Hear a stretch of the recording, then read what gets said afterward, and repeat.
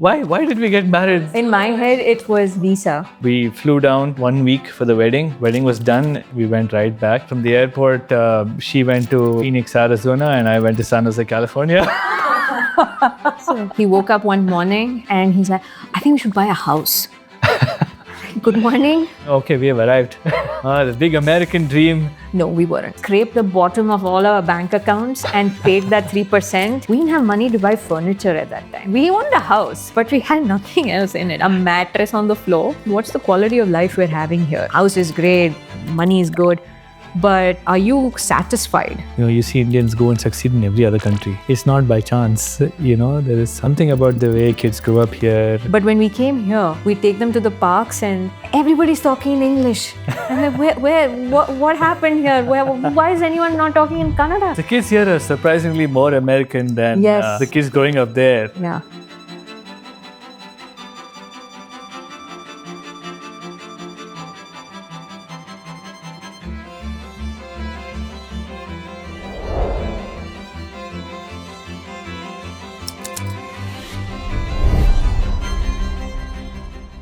Can you start with a quick introduction to the camera? Sure. I'll go first. I'm Malvika. I think a lot of people have seen me on the other Aspora channel, but based in Bangalore.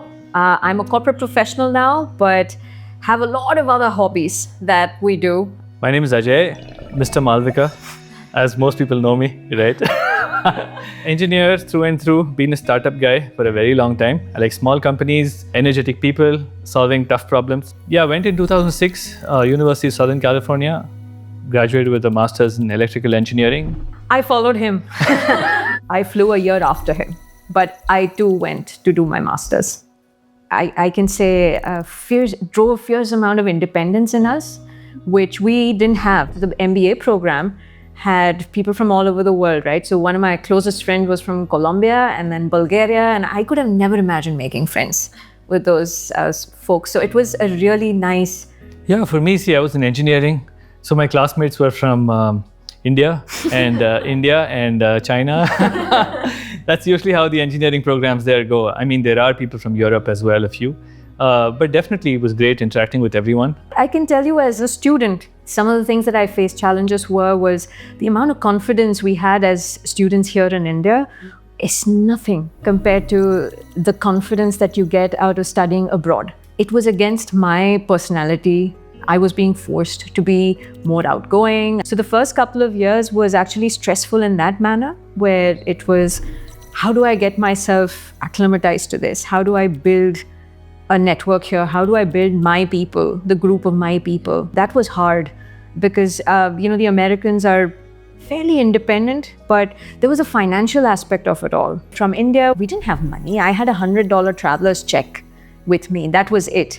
And went there on a scholarship, of course, but money was tight at the end of every month, which was really tight. You can always call mom and dad, and that is there, but that's not the American experience. You really want to try and be independent because the others are trying to be independent, stand up on their own 2 feet. So it teaches you a lot about, standing up for yourself, taking care of yourself. We had taken student loans to go there. So post-graduation, it was not like, I'm just going to come back and, to India and that's it. We had to stay back and repay those loans. They're very high interest loans. So clearing off those loans should definitely be your first priority, right?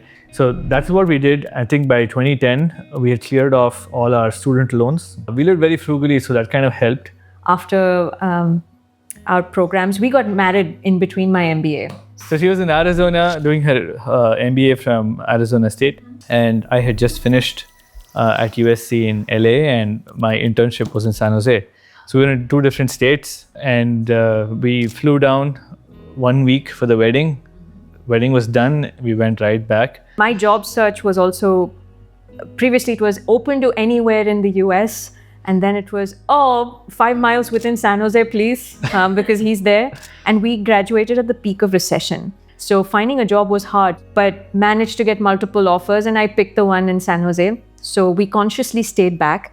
And for me, it was working in supply chain was amazing. Those roles in India were really limited. So for us to stay back in the US was essential from a career perspective, financial perspective, and just life experience. I joined a startup that was working on email and web security that was acquired by Cisco. I was with this company called Brocade that got acquired by Broadcom. Spent a few years there, again working in the supply chain domain. And a few years into it, I got a call from one of my seniors in business school at Apple. And he said, I need somebody in my team. Do you want to come? And we just had our son. So fate was amazing then. But the other exciting part was kicking off working. He woke up one morning and he's like, I think we should buy a house. Just at the end of recession in 2010. We started looking around. We had something called, what was that loan called? It's an FHA loan. FHA loan. So it's the first homeowner's loan. And out there, you don't have to make a 20% deposit, or I think it was 3% or something back then. We literally scraped the bottom of all our bank accounts and paid that 3%. And we didn't have money to buy furniture at that time. We had like camping chairs set up in the house. And we owned a house, but we had nothing else in it. A mattress on the floor. And at the end of recession, there was nobody buying anything. So pricing had plummeted. That kind of pricing you never saw later. So a lot of people questioned us. They're like, are you crazy? You had so much uncertainty around and you went and bought a house. But it was one of the best financial decisions we made. So we still own it actually. We are renting it out. But in 15 years, I think the property has appreciated 4 times. I'll say some things. He had to eat my cooking every single day. So yes, eating out was a luxury. During the weekdays, that was it, right? Home cooked meals. Our source of entertainment was our dog and long walks. We used to do one hike every Sunday, and we used to treat ourselves to a breakfast or brunch post-hike. That was the only meal we used to eat out. So most of our expenses really were making sure student loans got paid. We made sure we used to send money home, of course. And then we would also make sure that we had saved a little, whatever was there, made our 401k contributions, maxed them out. Then joined another startup that was working on smart home products. It was called Nest. 3 years later, we had our second one. We were still there. I mean, Nest was then acquired by Google. Yeah. And I was still with Apple. See, a second child changes many things. You suddenly realize when you're traveling, now there's that one extra seat, you're in a hotel room, everything kind of, goes up in a disproportionate way between 1 and 2, that kind of changes. So that's about when I think we also decided to get that second house. And Apple was doing great, the stock price is going up, so there's a lot of liquidity coming in there. When the startup I was working at was acquired by Google, it was a good payout, so suddenly there's money that you didn't plan for, right? So that was nice. And then you get Google stocks and, you get treated very well at Google. Compensation is great. So yeah, we were very comfortable. The only loan was the loan on the first house. It was also a time for us to upgrade. We bought a bigger house, a nice one. The kids want to swim. This had a pool. It was on a golf course, so you get a lot of greenery in the back. And it was like, okay, we have arrived. I think the cumulative income did grow about 3 times in a matter of, what was that, 6 years, 6, 7 years. 6 years. Yeah. 3x the amount. I think what changed from our perspective really was our mental conditioning. I think for us, it was it's a muscle you build, right? When you're spending money, it's how you go to the gym and you exercise every day. That's how you have to be with money. You've got to get disciplined about your approach on how do you prioritize, how you bucketize things. Yeah, I wouldn't say the expense appreciation was like our income appreciation. It wasn't. So we decided we were moving back, I think when our daughter was about a year old. So that was back in 2016 or so. And we said, okay, if we're moving back, we want to be back before our son, the older one, hits first grade. So we wanted them to be really young because then, when they're older, it's harder to get adjusted. We said, okay, we'll work over the next 2 years to plan our exit from the US. The other thing is, in the US, you have kids and you have to raise them. In India, they grow up,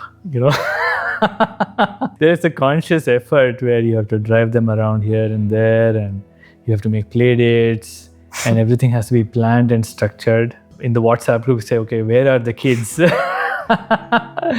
Otherwise, culture, parents, family, you need to know your grandparents and everybody else. So that makes it easier. That's about it. I think the other part of it for him was he's always been a startup guy. And he had one attempt at starting his own venture in the US. So we were asking ourselves, what's the quality of life we're having here, right? Everything looks great. I mean, house is great, money is good. But are you satisfied, was the question. And I think the answer from both our sides were, no, we weren't. We were not emotionally satisfied. At no point in time did I think that I was ever going to leave Apple. So that was never an option for me. I just knew I had to make it work. Apple India back then was a smaller shop, but there was nothing in supply chain or procurement here. So that was I was like the first one to make a foray into that here in India. We also spent time in those 2 years making multiple trips to India. So we spoke with folks who were having kids the same age, family, friends, all of them, asking them, where would you put your kids to in school? Where would you recommend we stay? Where do we live? So we did a lot of those conversations as well. Every India trip was no longer just holiday, chill, but it was all about where should we live? Is there a particular area that we like? I think financially, one thing we knew was we were fortunate that we were both from Bangalore. So although we said we'd found a place and all of that, we still had a home. We weren't worried about buying a house or, that expense was not part of it. What we were looking at was, I am going to move and I will still have my job. So it's not like I'll stop earning.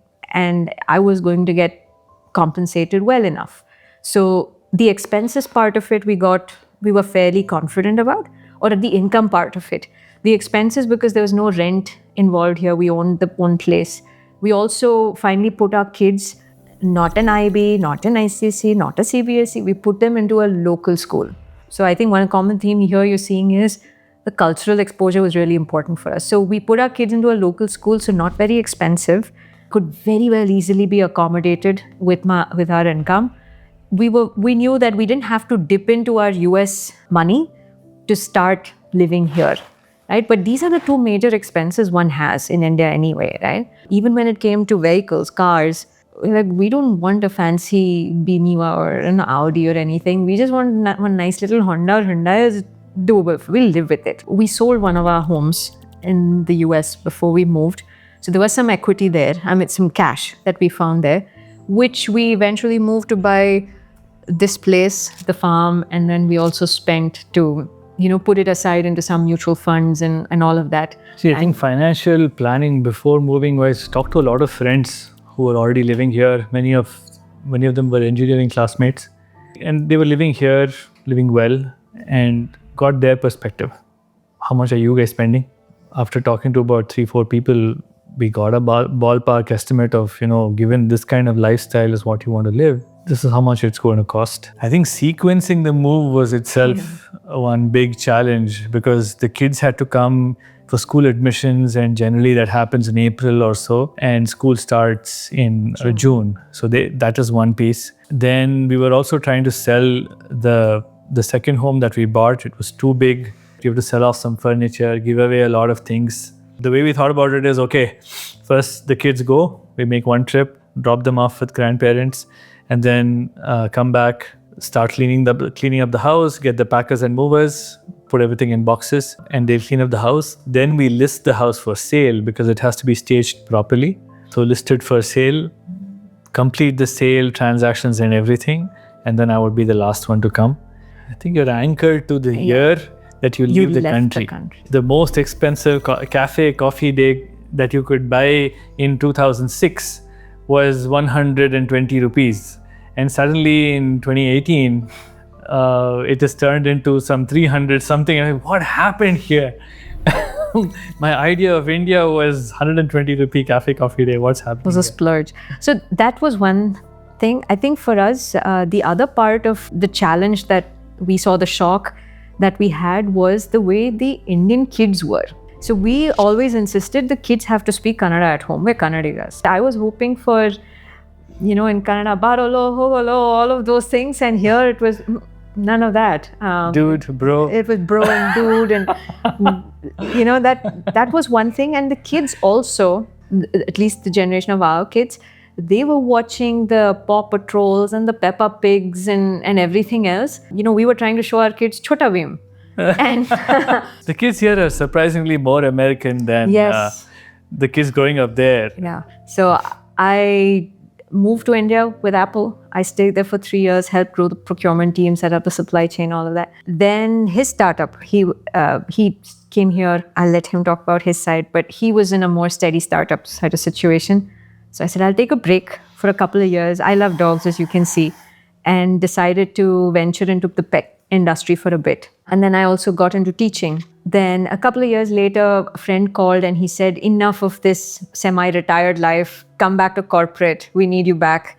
So I joined a company. I'm working with a company called Lowe's now. But life is not just about work anymore, right? Unlike how it was in the US, there's so much more we do in terms of hobbies. I'm still pursuing my interest in dogs. I'm still teaching. I'm doing things that I simply could not fathom doing in the US.